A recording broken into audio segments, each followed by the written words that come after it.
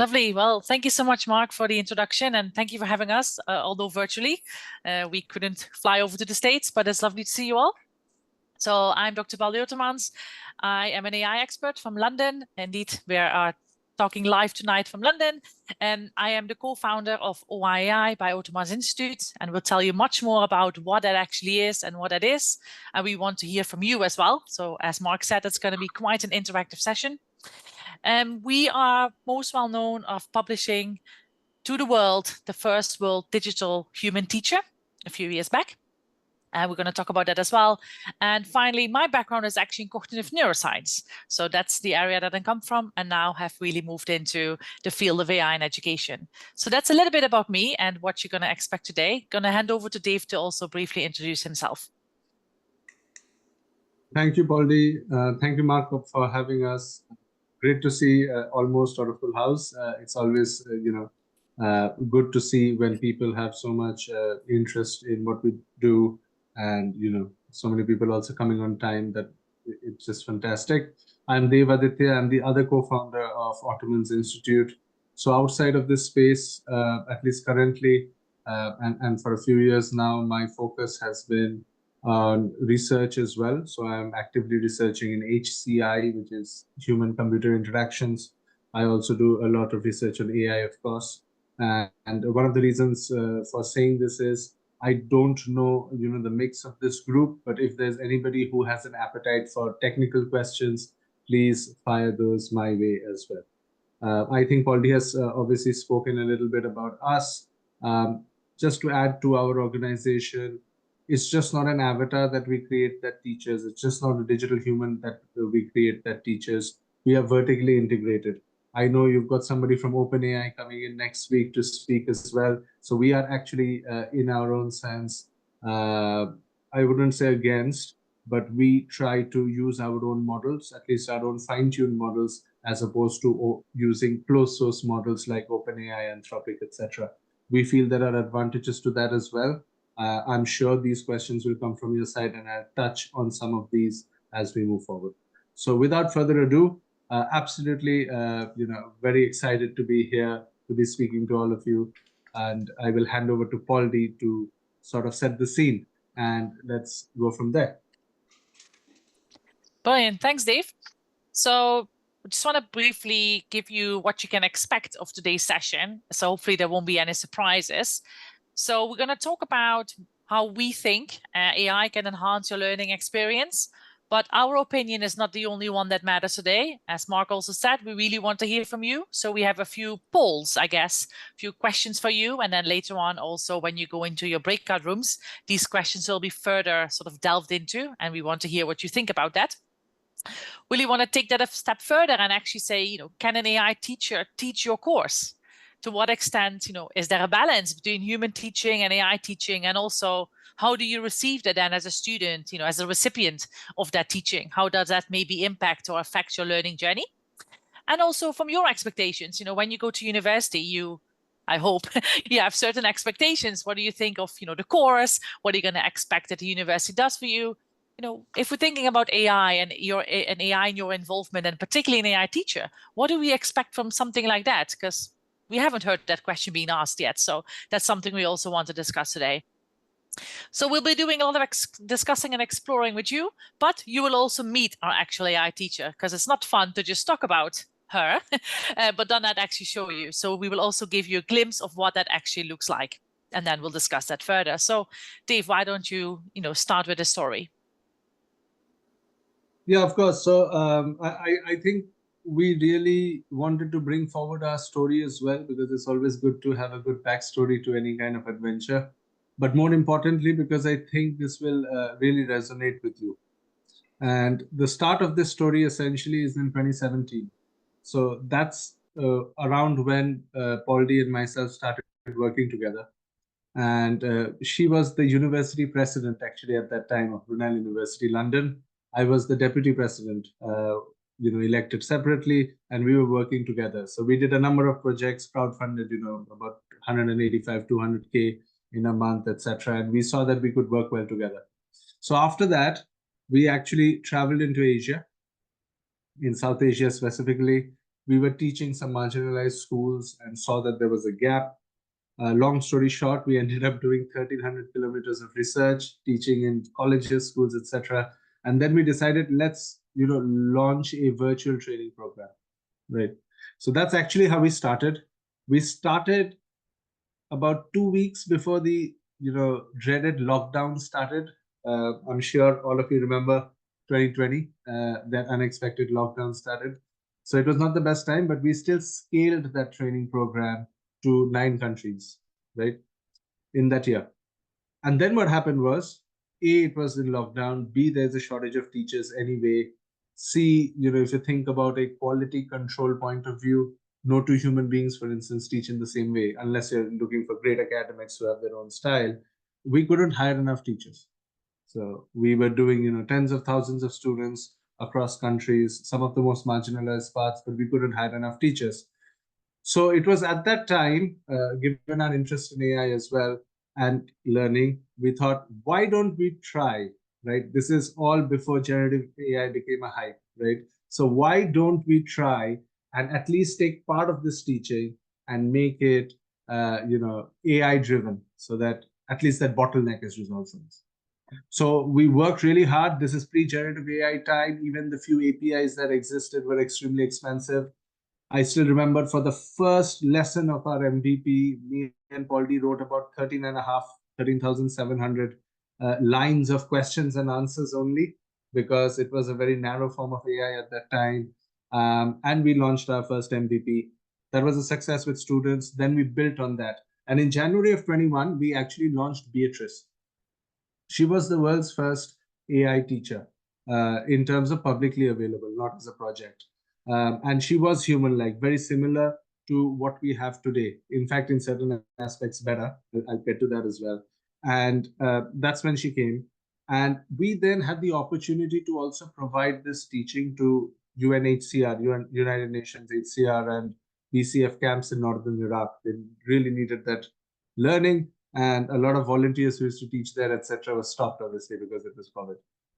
So that's where we really had the first sort of run with our teacher, Beatrice, at that time. And I still remember that first session that Beatrice was giving to this new group, right? It's not our own students.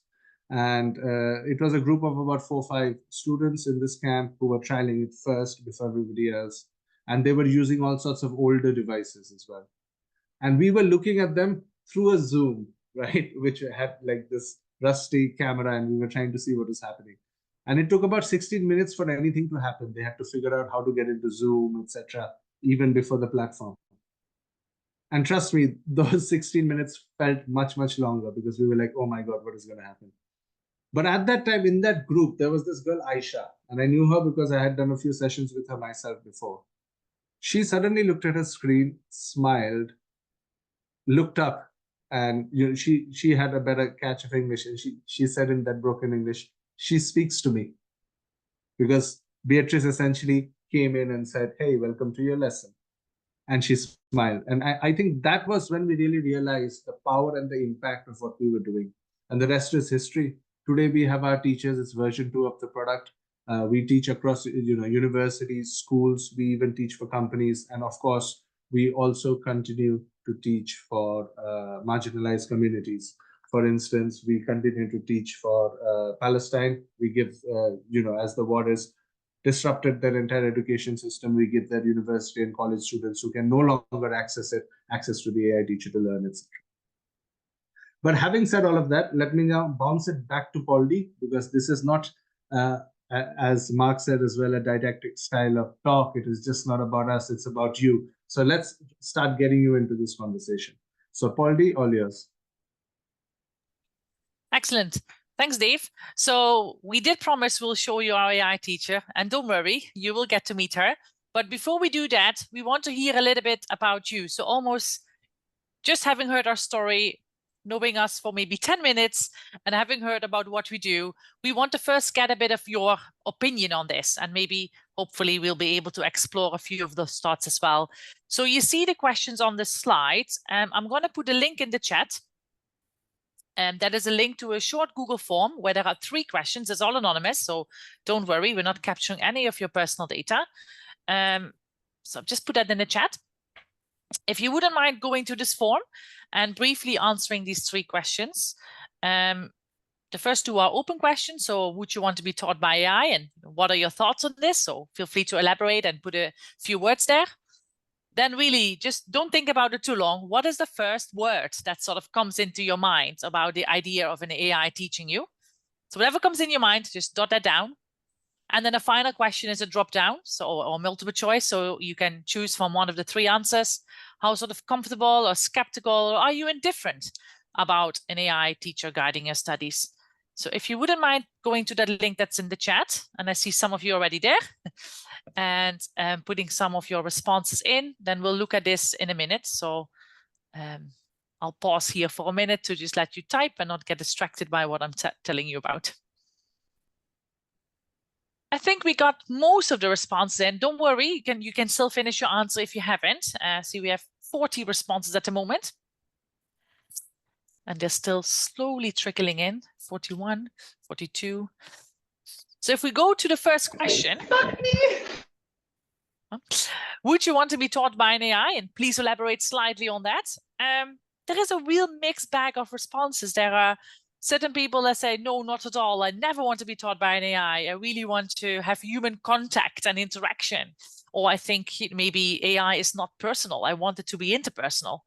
And then there are others who are also saying, yes, I love it. It makes it easier. I can take my class anywhere I want.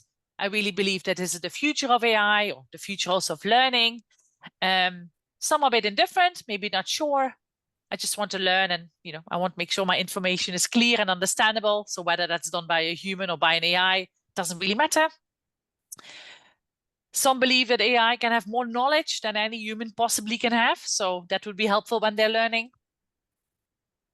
Some are being easily distracted, so that could be a factor that can also play a role.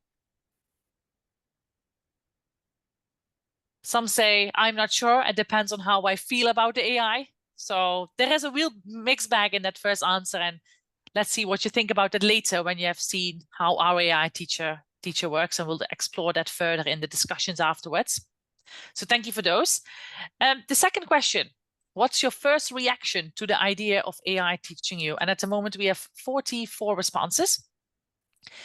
So shock, robot. I'm just going to read out some of the words, not we're going to read them all 44. Interesting, intrigued, want to learn more, kind of scary, fake, no bias, futuristic, crazy, in a way that I don't really want to be taught by an AI, as in this whole concept is crazy, uncomfortable, unfamiliar, bizarre, taking teachers' jobs away, rare, interesting. How does it work? So there's a few answers there as well that are more about, question marks and uncertainty of how this actually works and operates. But a lot of them saying also interesting and intriguing.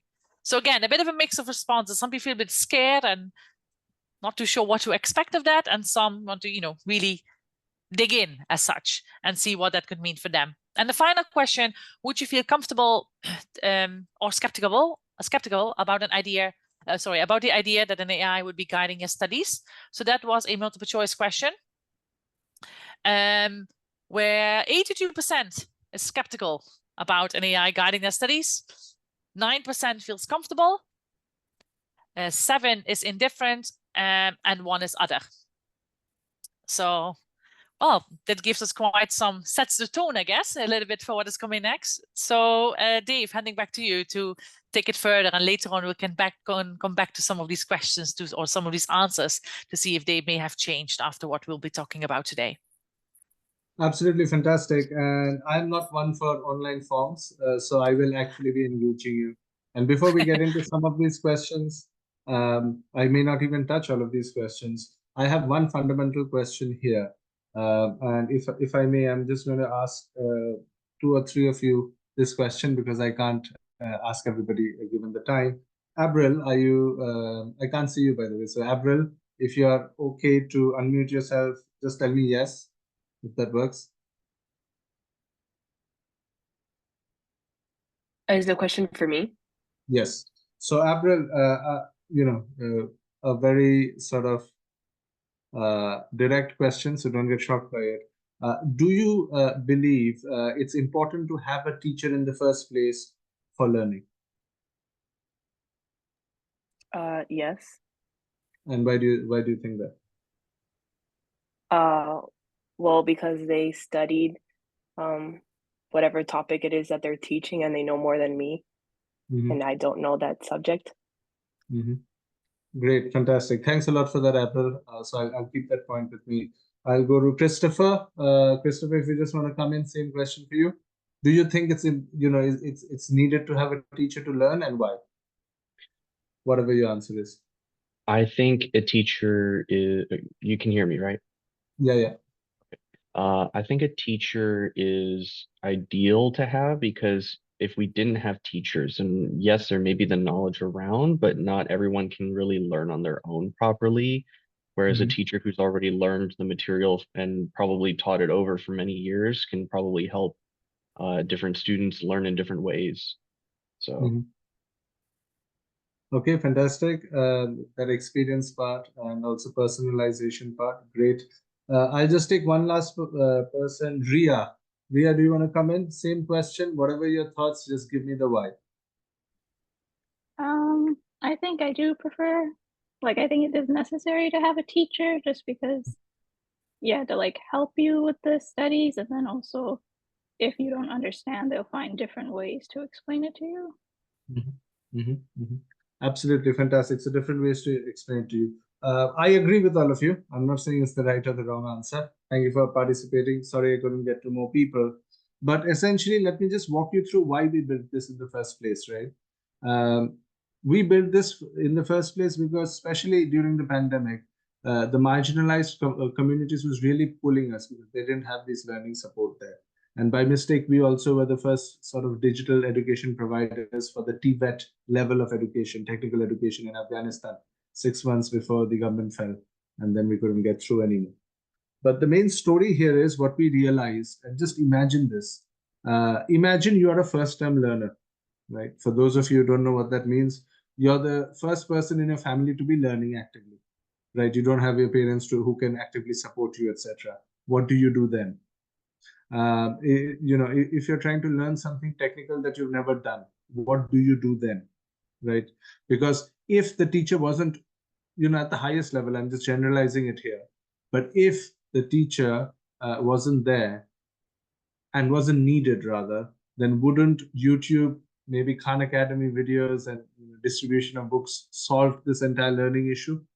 So we personally feel that the teacher plays a very important role for several of the reasons that exist, and the reasons that you spoke about are genuine. And that human connection part, which you talked about, is absolutely necessity, and that's one of the things we always try and do without sacrificing other elements with our AI teacher. We try and make it as human-like as possible, which is also something that is, from a business standpoint, also viable to give, that it doesn't become too expensive and too costly that nobody can use it. But even the three answers that you gave, right, just think about it in this way, in a slightly abstract term. The first answer that I got from Avril was, teacher, sort of knows a lot on this topic, right? From an abstract term, just think about the AI. If you give it the right topic, it can know everything about that. If you give it the right content, it can know everything about that content, because there is no sort of limitation on how much you can upload to that machine, right? Forget about that human likeness after that. But just from that point of view. The second point, Christopher touched a number of points, but we are again talking about that expertise. And whilst there is that human level of expertise that comes in, a knowledge level of expertise, again, there is no limitation from the point of the AI, and also that the fact that it can personally support you. So I'll give you another sort of example of AI, a bad example of AI. At least people consider it bad in many aspects, but it'll just show you how it could be used for good. AI is essentially what is used to understand your buying, your social media, etc. behavior online, because it perhaps understands you better than any other human does in these sort of areas. Now imagine we put that to good use. If your AI teacher was working with you for the past 1 year, right? How much would it know about you, your learning patterns, when you learn better, what kind of questions do you ask, etc. That's again another element, again in that abstract zone, that could be of benefit, and that's why we built this. Even Ria was talking about, circling back to that expertise, that ability to know a little bit more than you do so that you can be pulled into that level. And at an abstract term, these are things that are possible from the AI. So I'm just going to go to Mike now, because I'm also conscious of time for one more question. Mike, in your sort of opinion, just imagine in your own learning journey, right? I don't know who answered what. In what parts of your studying do you think you can use AI to help you? So what are those challenging parts and you think AI can help you? You may also tell me, by the way, that there is nothing that the AI can help you with. I wouldn't mind that as well. So Mike.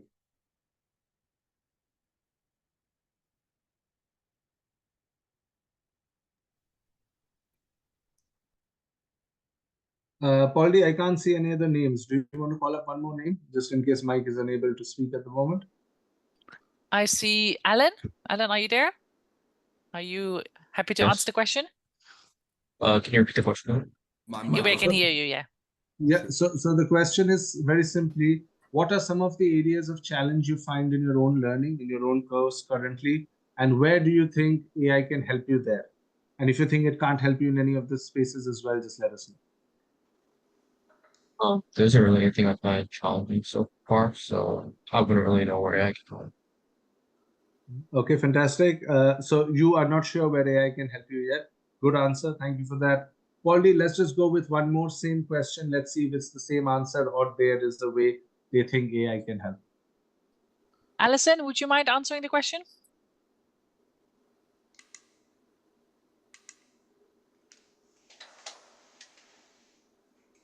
We can't hear you. No, I can see you unmuted, but we can't hear you. So maybe there's something wrong with the setup. Grace, can you hear us? Can you try and answer the question? I would say AI probably would help me in terms of like studying and making sure I know the material and like a way to review concepts. Mm-hmm. Can you just elaborate a bit? What do you mean by studying, help you studying? Well, kind of like if you're like, say you're reviewing your notes, like AI could kind of help maybe ask you like review questions. And then if they know that like you're not getting them right, if you're preparing for an exam, then it can kind of like try to see if it can explain the concept to you in a new way so that you know that you're well prepared for what you have to know. Does that make sense? Yeah, absolutely. Thanks a lot for that. Thanks a lot to everybody who obviously came in and joined and contributed here. So now you see how we are moving forward in this realm, in this journey, from the first questions to this one. Now, before we go into the next bits, I'm going to hand over to Pauldy, because now I'm actually going to show you our tool, right?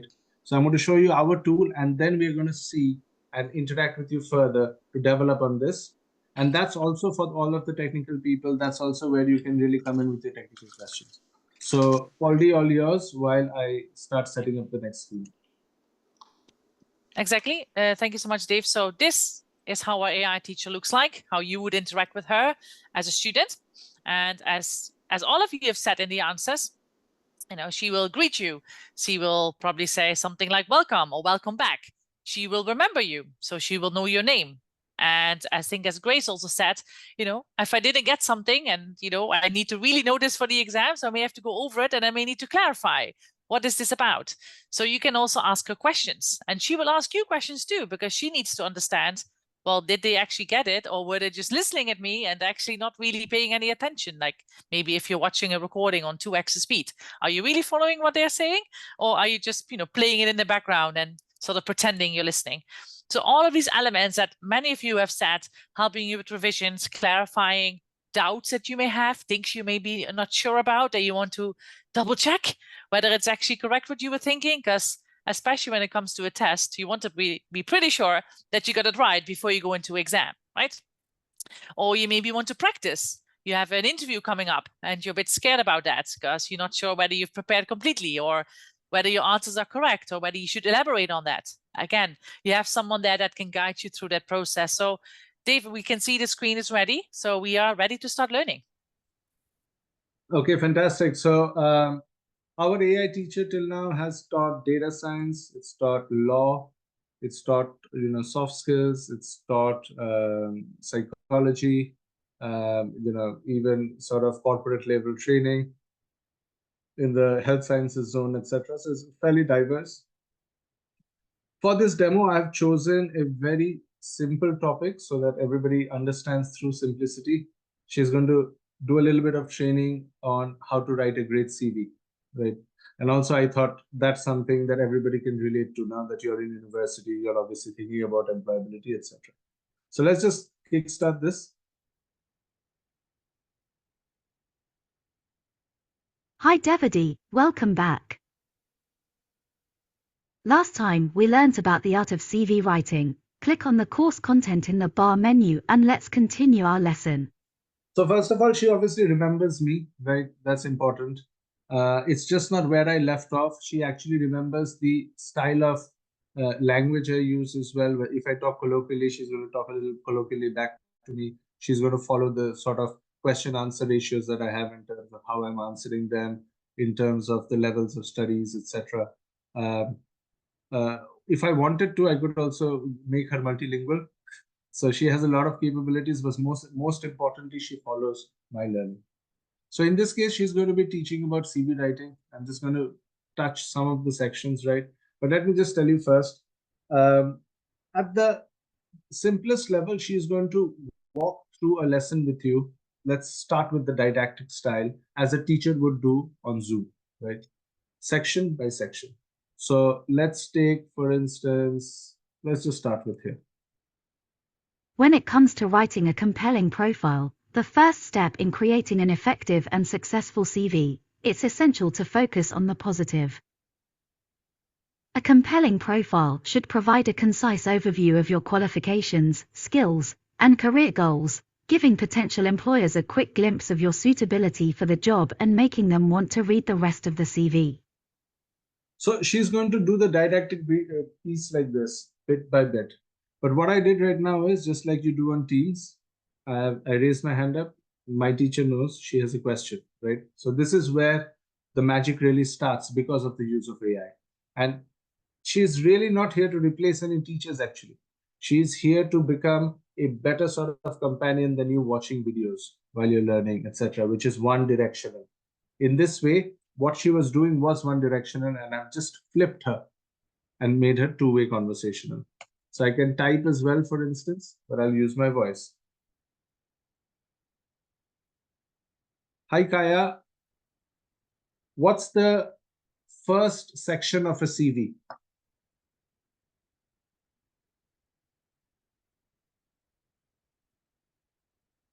The first section of a CV is your contact information, which includes your full name, phone number, email address, and optionally, your physical address. This section is essential as it allows potential employers to easily get in touch with you. Right? That's still fact-based. So I've just taken your normal online learning, which was one directional, watching a video or reading, and I've made it a bit more interactive, two-way conversation. But that's still fact-based, right? Now let me try and trick her a bit, and let me try and draw more value out of that. So Kaya, I am currently doing my PhD at university, and I am applying for the role of a researcher. Can you tell me what should I include in the summary section of my CV?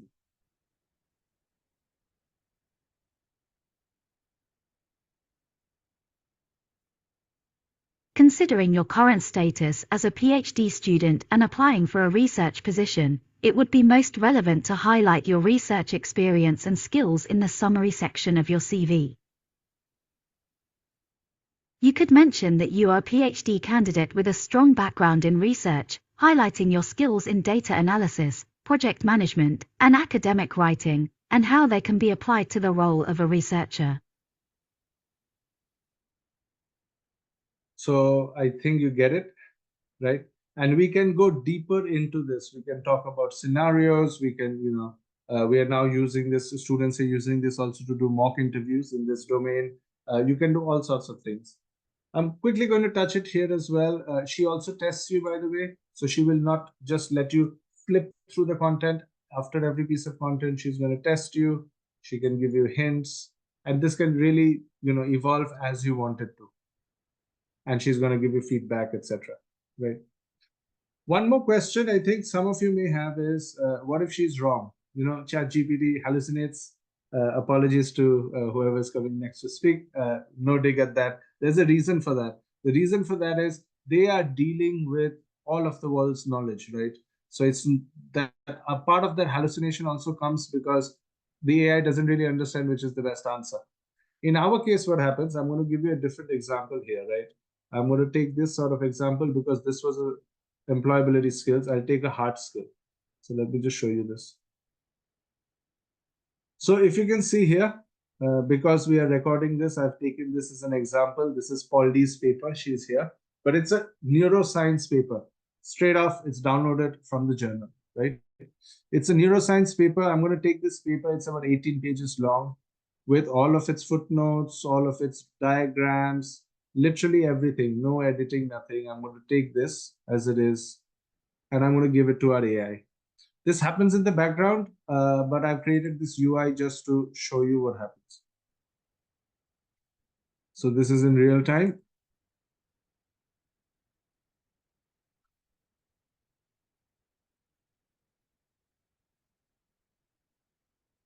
Done. She's read the entire paper. Why is this important? First of all, what you see here essentially is what is here. She's already digested the entire content. She's made all the bits, etc. Right? But why is this also important is when I'm teaching a concept where you don't want the knowledge to be outside what I want to teach, right? At that time, you can just do closed mode.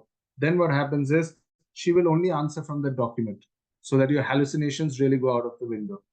If you want her to do scenario-based questions, you do open mode. Then she kicks into her own sort of knowledge base, right? She also sort of synthesizes the content. It's just not that she's copy pasting it. She will structure it just like a teacher. You see, overall, the central attentional bottleneck is, let's start by considering. So she really humanizes it as well when she's doing all of this sort of extraction to teach you. Another very interesting point here as well as we continue to learn with her and we see what people do with her is, I don't know if this is something that you face, but what we have seen is on average, between 4 and 5 questions are asked to her per hour of learning by students.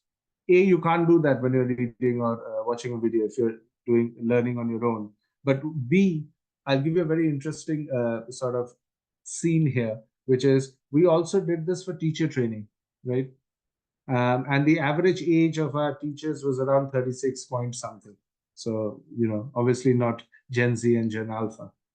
And then what happened was in their physical sessions, in the entire session, we were having about 2 or 3 questions from a group of about 20 or 26 odd teachers. But they went back and we were scared, what would they do? Because they're not even that digitally literate in their own rights. But they had also around those 4 question marks, and they actually had a 68% completion rate. And for those of you who don't know, online learning normally has a completion rate of 7 to 14%. So these are some of the things that really excite us, and that's why we continue to do what we are doing. So having said that, I'm going to now come back here. I'm going to hand over to Pauldy again so that she can really summarize these points in about 30 seconds, and then we're going to get into some of the technical parts for those of you who have come for that. Excellent, thank you. So hopefully you have a better idea of what we mean by AI teacher, and you have seen firsthand, how she interacts with you and where the data comes from. If you have a paper or if your teacher is uploading a paper for you to go through before they see you again at the next session. And by the way, that was indeed my paper, and what she produced was accurate. I did double check.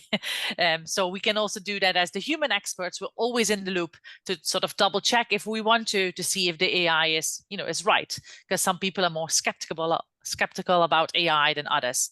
So as Dave mentioned at the beginning, we're not using any of those models out there that you probably have heard of, as Gemini, ChatGPT, or OpenAI. We use our own model, OI MISA 7B, and Dave will talk about that in a minute in a bit more detail and get a bit more technical. But everything we've spoken about for till now, that's all embedded within AI teacher. So as I mentioned at the beginning, my background is cognitive neuroscience, and you may wonder, why does someone with cognitive neuroscience is in this talk? Because it's about AI, right?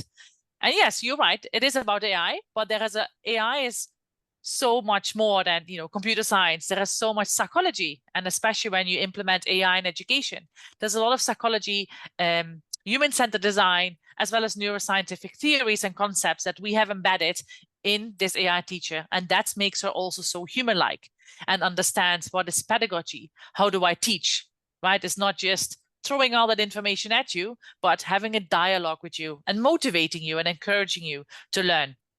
So it will give you personalized feedback, and it can go through that topic, at the pace that you need. So Dave, why don't you tell a bit more about the technical parts before we go into the discussions, minding the time where we're at? Yeah, absolutely. So, keeping it very high level, and I'll, wait for some of the questions to come from your sides later. In essence, in principle, what we do is we created our own fine-tuned model. The reason we've created our own fine-tuned model is because we've given it all of our proprietary data and all of the design thinking that Pauldy has thought about from your education theory, psychology theory, etc. And we've basically fine-tuned this model to be good at teaching. It's not good at writing poetry. It's not ChatGPT. It's not good at, writing a novel for you. It's meant to be teaching and trying to understand your questions and give you the best answer and give you the best feedback. On top of that, you see, we've got this layer, right? It's not about the training of the model. For those of you who know, the model's already been trained in that fine-tuning part. But in the middle layer, using technologies like RAG, etc., for every lesson that she delivers, she's essentially training on the content that she's supposed to teach. In this way, she doesn't train in our system. She doesn't train and keep it to herself. She uses it for those lessons. If you delete it, it's gone forever. That's something else we've done for IP protection. But in essence, we've created this model that is fine-tuned only for teaching. It's not good at other things, but it's very good at teaching. Every time she teaches something, she specializes on your content. She's not generalizing there. And then it's plugged into that avatar that you're talking to. If you wanted, you could even have a teddy bear, by the way. So the avatar is essentially what you want to talk to, who you want to talk to. And one of the false positives, getting a bit technical here, that we found was initially we created Beatrice. If you just look behind Pauldy's face, that picture of the woman, that was our first avatar. You see, she looks more human-like. But what we found was that didn't really matter for students that much. However, we circled back to the avatar, and we have Kaya at the moment, who is more lighter on the system, because latency actually mattered more to people. And when you don't have that character in the middle, when it's not human-like, when it's not like a teacher teaching you on Zoom, the system actually becomes a co-pilot. And for those of you who are familiar with the term, a co-pilot is an assistant in a support system. What we are trying to build is a teacher. So they are two inherently different things. Very happy to answer those questions as and when they come. Please note them down.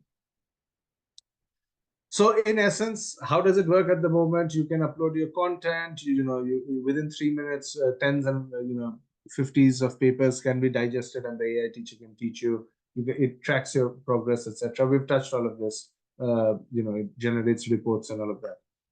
But let me just give you a snapshot of one of the things here. So for instance, we've got a 9-lesson program that we did with universities and colleges across several countries in 3 continents. And these are some of the pieces of findings that we got. I'm going to talk about the first one. I'll hand over the rest to Pauldy. So when Pauldy was saying as well, we just don't look at the content. We just don't look at the answer. We also look at how human-like is that conversation. So we always check that human-likeness as well, which you can do in research. So you have scales, etc., that you can use. and have users focused research, etc. So we've used 5 scales, and in all 5 scales we've always had results that show that it is human-like. So it's over the threshold, which I think is a very good news. Now, Pauldy, if you want to just touch on the other 3 points quickly. Sure, yeah. So I mean, the next 2 you already sort of touched on when you were showing. So a very important key finding for us is that on average, students ask 4 questions per user, so per student, per hour of lesson with AI. Now, if you're learning and you have to watch a video or you have to read that paper yourself, you can ask the questions to Google or ChatGPT, or you may write them down, or you email your teacher and say, I have these questions, but you don't get immediate response, or you don't necessarily get the right response. Again, hallucinations, or you have to browse the entire internet to understand what is the answer. So here we saw 4 questions were asked, which is quite good and shows a lot of interaction and engagement as well. A 64% completion rate is the average. So we saw that the actual teachers that were trained were a little bit higher than that Dave mentioned. But that's really good as well. As Dave said, the global average for online learning, when you do this on MOOCs, so massive open online courses, is between 7 and 14%. So this is much higher, again, because of these interactions that the students are having. And we saw 91% overall learner satisfaction, which is obviously significantly high. So oh, go ahead. No, I was just saying, obviously you set the scene, right? It was about you. You started this conversation. Then we went into another sort of deep level of conversation by getting you on screen. Then we showed you about the teacher. You saw it in action. Now we want to bring you back to see if something's changed or not. Pauldy, back to you. Sorry if I got into your flow. No problem, not at all. So before we bring you into, or move you into breakout rooms, we have one final form question that we want to ask you. So again, it's me with my forms. So there is a link again in the chat. It's just one question. But the question is, imagine you would be using this AI teacher regularly. What features would be most important to you? What matters to you most when you're thinking about using something like this? And we won't go through all the answers now. We will also analyze them later. But yeah, if you can just jot down a few things that might come into your head that you might find useful, then we can explore them as well once we go after the breakout rooms, because many of these answers may be further sort of delved into in your discussions. So I'll give you a few minutes to answer this when we can already talk about what the next step will be. That was exactly enough seconds to get 2 more responses, so that's great. I'm just going to briefly summarize what you all have said, because there's many lovely responses, and they keep on coming in even still now. A few of the features that people have highlighted is the question box, the ability to ask questions on the spot. I want fast responses, some people say. I want a human-like voice, not someone that sounds like a robot. I want someone who is straight to the point, or the AI teacher should be straight to the point and not waffle on. I want the AI teacher to understand me as a person. I want them to give me feedback on my work, critique, highlight any mistakes I may make. I also want to correct them if they would be wrong, to give sort of that feedback back to the AI almost. I want them to be able to give 100% correct information so they never have to doubt what it is that they're saying. I want it to be fun, engaging, interesting. Quite a few of these words come up in a variety of answers. I also want to be humanized and, talk a bit about banter outside of the teaching. So quite a lot of responses that all vary, but in essence saying that it's personalizing to me and making my learning journey fun and engaging. So with that, let's get into our activity. We are now going to put you into some focus groups. You're going to have some questions. One of you has to take the lead in jotting down the notes, which is very important, in the sheets that are given to you. Because after that, we're going to circle back. We're going to present some of those, and we're going to then have the discussion and open up to any questions that you have, including technical questions, right? So I'm going to now hand over to Mark. Is that okay? Thanks, guys. So what I've done is I've put in chat a link to another document that you should be able to see. We're going to make groups of 4. Is that a good number? So we'll make groups of 4. We won't include the 3 of us in that. And see where you end up. We're going to give you about it's 5 of 3 now. We're going to give you about 12 to 15 minutes, and we'll come back here at about 10 after 3 to wrap up. If you are in group, there's going to be 12 breakout groups. If you are in groups 1 through 6, we want you to answer questions 1 through 6. If you're in a group higher than 6, then answer the rest of the questions. Is that about right? Yeah, if you're in group 1 to 6, then answer question 1 to 4. Okay, sorry. And if you're in group 7 to 12, answer question 5 till 8. So you should be able to navigate in a document that's already, Mark has already put the link in the chat to your group number. So that will be the same number as your breakout room number to answer these questions. So group 1 to 6, answer questions 1 to 4.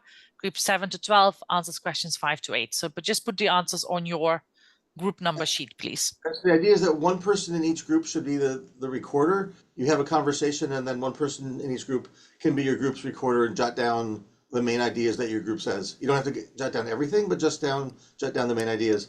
The other thing that I want to remind you to do before you leave today and when we come back is there's this QR code over my shoulder. Make sure that you scan that in at the end of the day, because that's the survey that you need to take so that your teachers will know that you were here. Any questions so far? Not sure I see any. So we're going to send you off to breakout rooms, say hi to the people who you're talking to, and we'll come back and check in on you in about 13 minutes. And we may pop in on some of your groups at random anyway. So see you in a bit.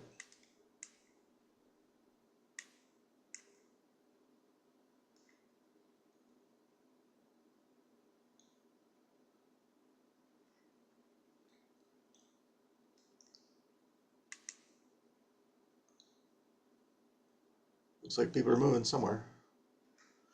And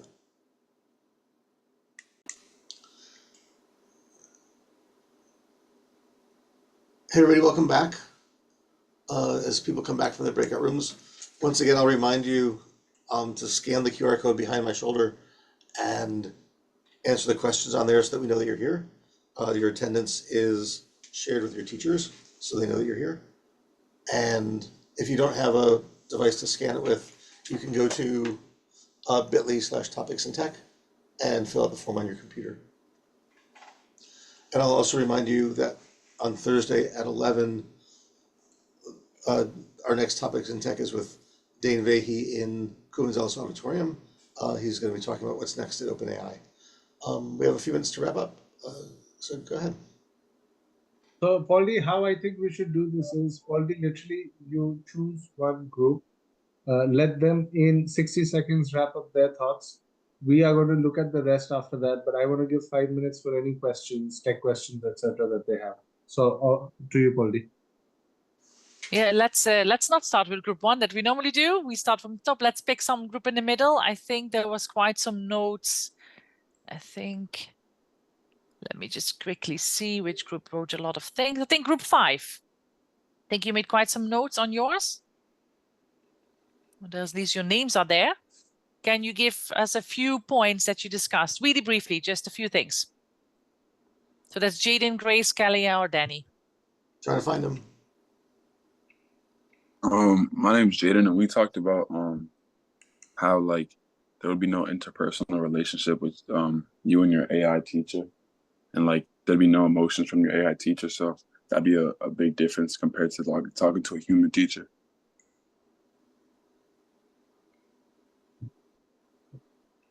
Anything else? I'm Grace, and we also talked about how it could be used to like supplement your in-class learning. So like you'll have like a teacher, and then that could be helpful for homework or other questions that you might have. Great, thank you for that, Grace. We've got time for just one more. Anything else? I'll just take the liberty here. Group 2, can you give me just one of your points, please? Thanks, Grace.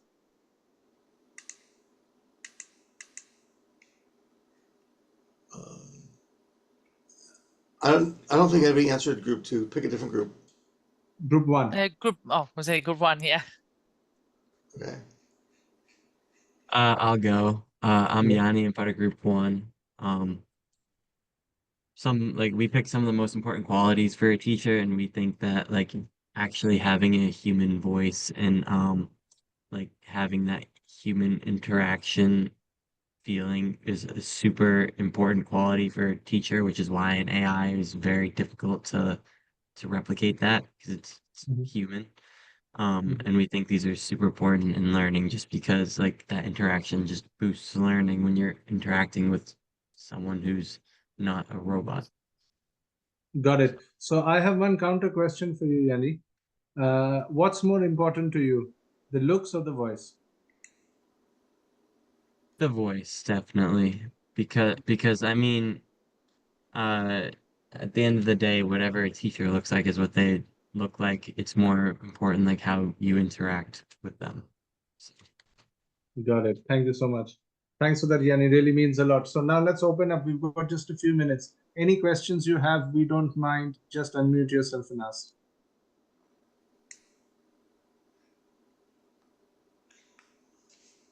If you want, you can also use the chat bar, by the way.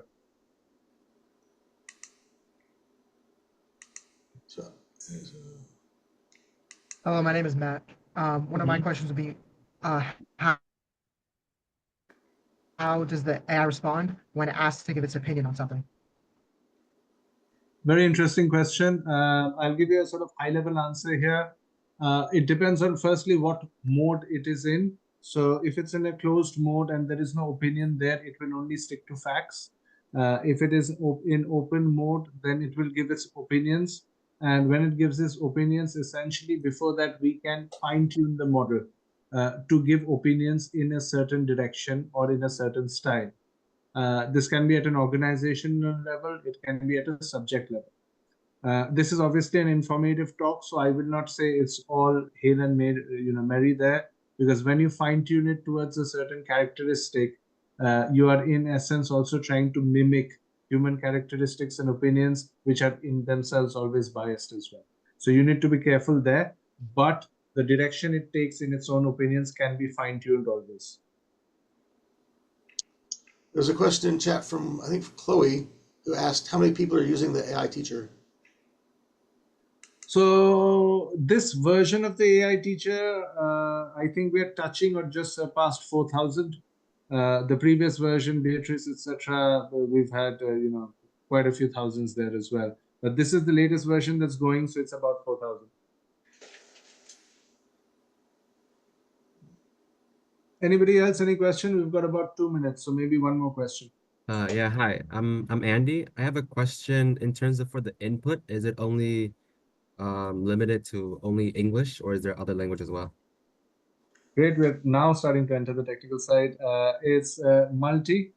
Absolutely, it's multi. So you remember the document I showed you, right? I'm going to actually end with this. Thank you for this question. I'm going to share my screen for literally 60 seconds, right? You remember we did the psychology paper, right? Everybody?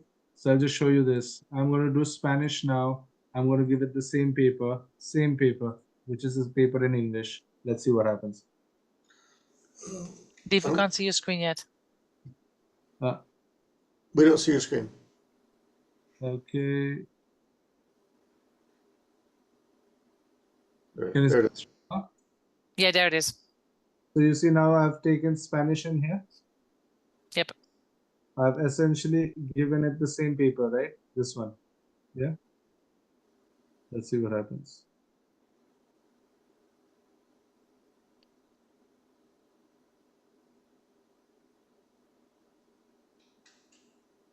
Voila, it's in Spanish. So our system is not only multilingual in terms of its ability to interact with you, but essentially, if you look at it as an ontology sort of perspective, in a 3D view sort of perspective, you're having multiple layers of translation and synthesis happening at the same time. For those of you who it excites, it's something exciting actually in this space. For those of you it doesn't, yeah, it's just another tech thing. Yeah. So with that, we're going to wrap up because Mark obviously set a timer for us. I want to respect that. I also want to respect him inviting us. I'm very grateful. More importantly, I wanted to say one thing, which is We do talks with universities a lot. We started there. Also, our product helps university students. But I kid you not, by and large, you've been one of the most engaging groups I've actually worked with. I am not joking about it because I have no interest in saying this to you whatsoever. So well done on that. Very, very appreciative of that. Thanks for that. And Mark, I have one last question. If they have any other questions, do they email you or can I just share our company email? Feel free to put your contact info in chat, and we'll also include it on the video. This presentation will be recorded, and you'll see it on the CIS Sandbox website under Topics and Tech, so you can refer to it. And you can also look them up on LinkedIn.